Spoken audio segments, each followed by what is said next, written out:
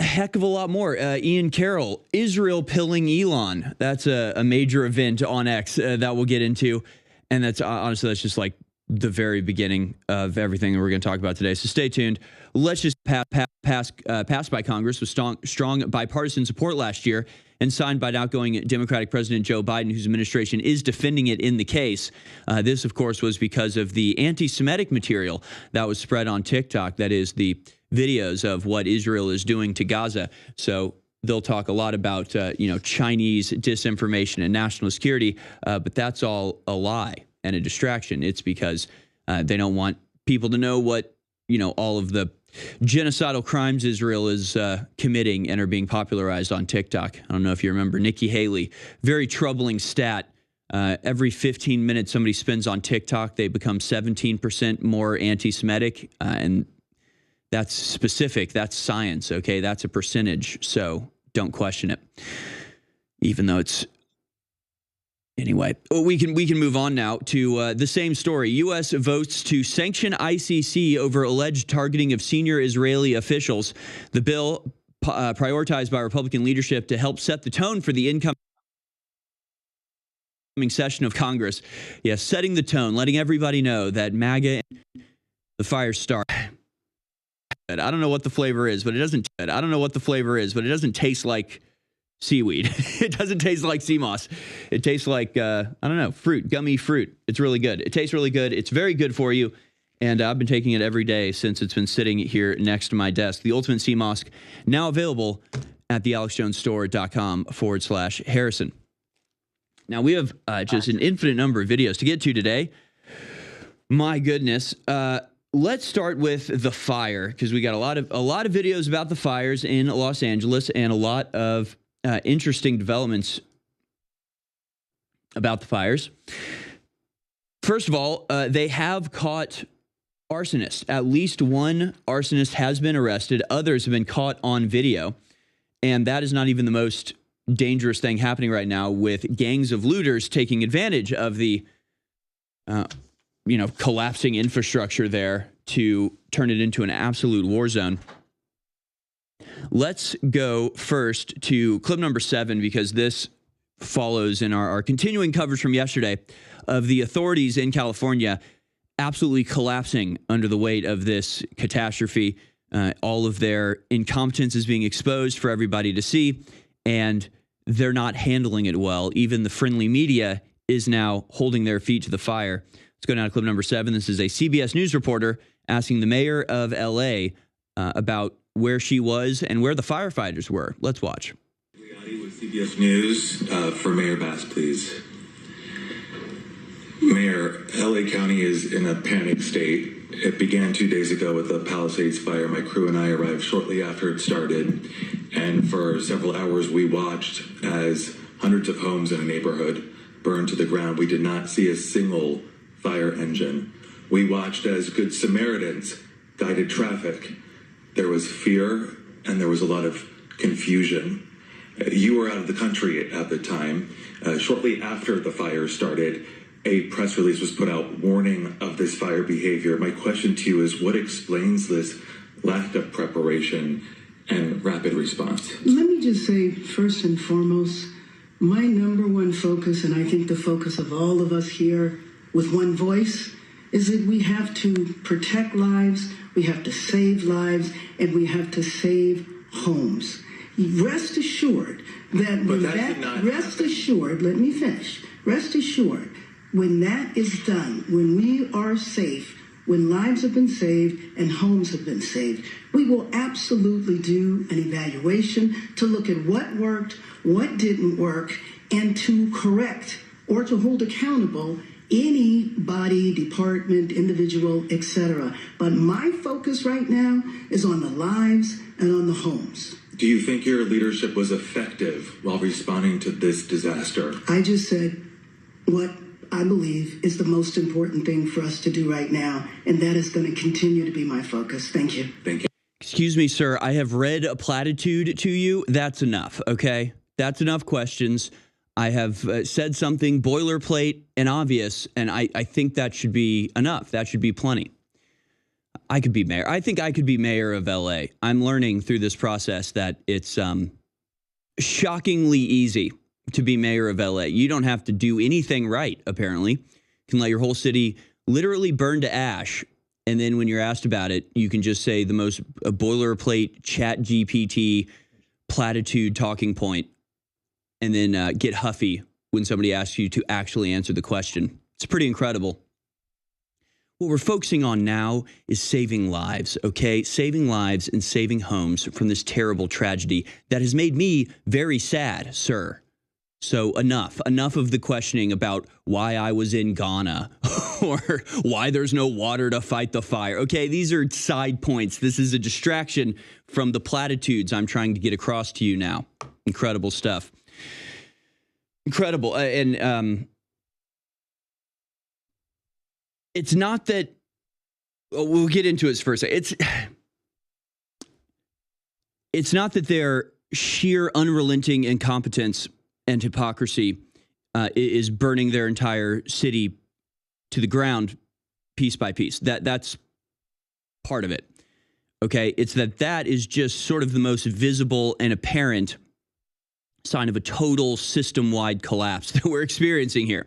So it's not just, again, the DEI preference and the valuing of identity over competence and the inability to prepare for routine disasters that strike every single year like clockwork and something should be done about it. It's not even about the failure to, preemptively try to prevent fires from, having the conditions that they can spread so massively by, cleaning out the forests or having early signaling towers to identify and fight fires when they first break out. Like all of these things, yes, are true, but then the fires start. You can't fight them.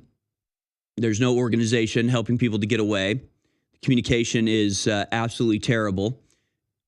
Then everybody starts looting. Then, by the way, you have to remember that your city is filled with criminals and homeless people and foreigners that are happy to use this excuse of, the fire, catastrophe, this natural disaster that should cause everybody to come together and help each other out. Instead, they've created this dog-eat-dog, psychopathic,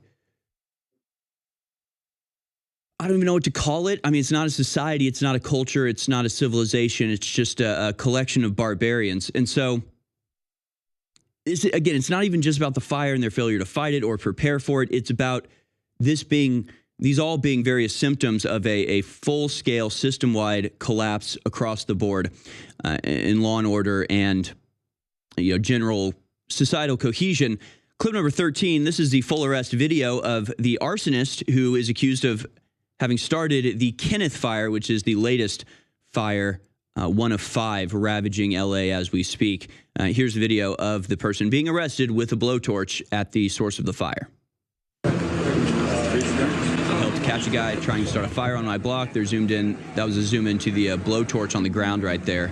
And there's the young gentleman. There's the youth.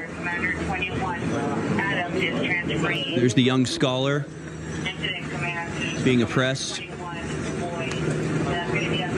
from expressing himself with his blowtorch.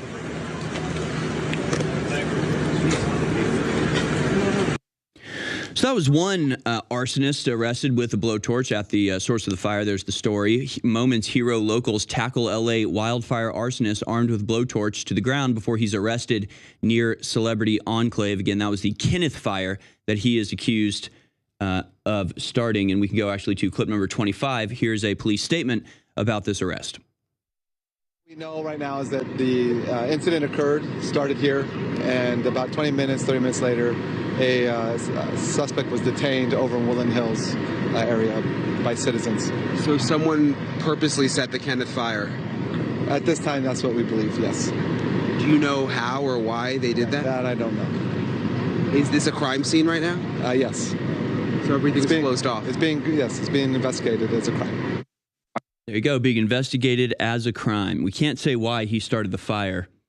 If I had to guess, as a loyal adherent to the proclamations of my government, I'm going to guess most likely, if we're going by sheer percentage, probably white supremacy. If I had to guess. If I had to guess, I'd say probably it was a white supremacist patriot American, if I had to guess. This wasn't the only example of an arsonist being caught on tape. In fact, there's a podcaster, I can't remember his name right now, but he caught more people starting fires. Clip number 22, people are something Huberman, Victor, was it? Anthony?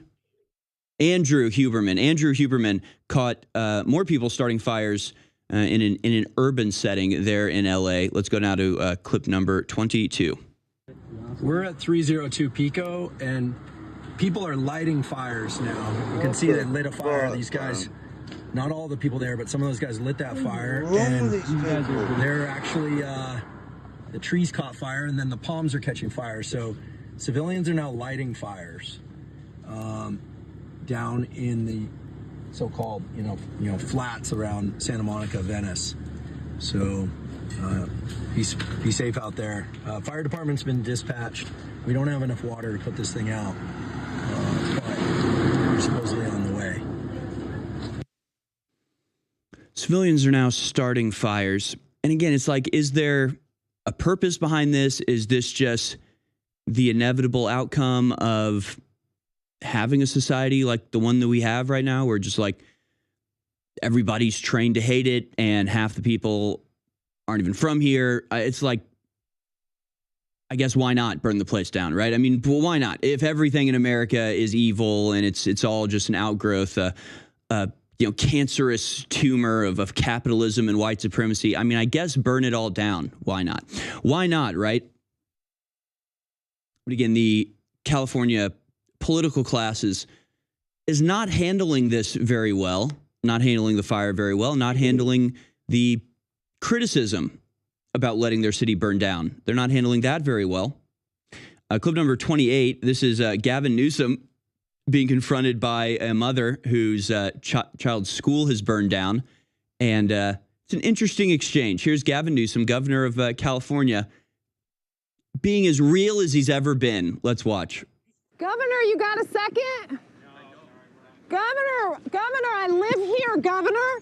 That was my daughter's school, Governor. Please tell me what you're going to do. I'm not going to hurt him, I promise. I'm literally talking to the president right now to specifically answer the question of what we can do for you and your daughter. Can I hear it? Can I hear your call? Because I don't believe it. I'm sorry. There's literally, I've tried 5 times. That's why I'm walking around to Ma'am, make the I'm lying right now. Not taking your call. Because it's not going through. So Why? I have to get cell service. It's not going through. Let's get it. I want to be here when you call the president. I appreciate it. I'm doing that right now. And to immediately get reimbursements, individual assistance, and to help you. I'm devastated for you. I'm so sorry, especially for your daughter. I have 4 kids losing the school. Everyone who went to school there, they lost their homes. They lost 2 homes because they were living in one and building another. Governor, please tell me, what are you going to do with the president right now? We're getting the resources to help rebuild. Why was there no water in the hydrants, Governor? That's all literally. Is it going to be different next time? It has to be. It has to be. Of course. What are you going to do? I'm doing To everything fill the I can. hydrants. I would fill them up personally, you know that. It'd be so different next time our state burns I would fill down. up the hydrants myself. I understand. But would you do that? I would do whatever I can. But you're not. I see do you know there's water dripping over there, Governor? There's water coming out there. You can use it. I appreciate it. I'm going to make the call to address everything I can right now, incling making sure people I'd are like safe. to make sure you do. Can I have an opportunity to at least tell people you're doing what you're saying you're doing? Could somebody have a contact? Can I have your contact information? Right there.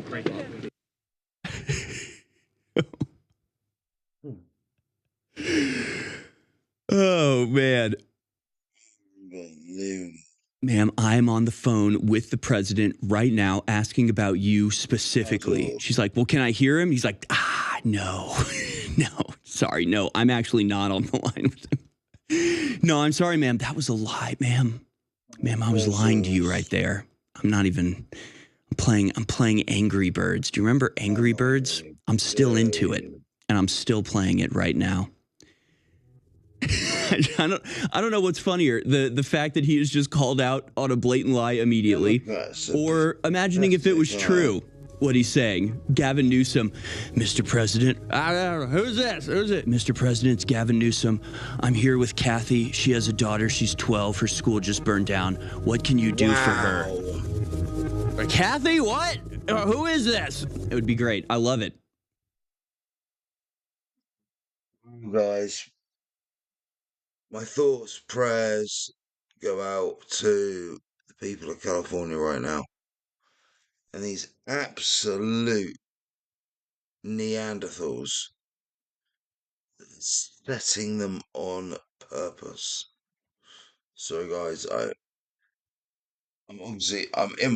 in my bed. I just woke up and I thought I would check out the latest on the wildfires.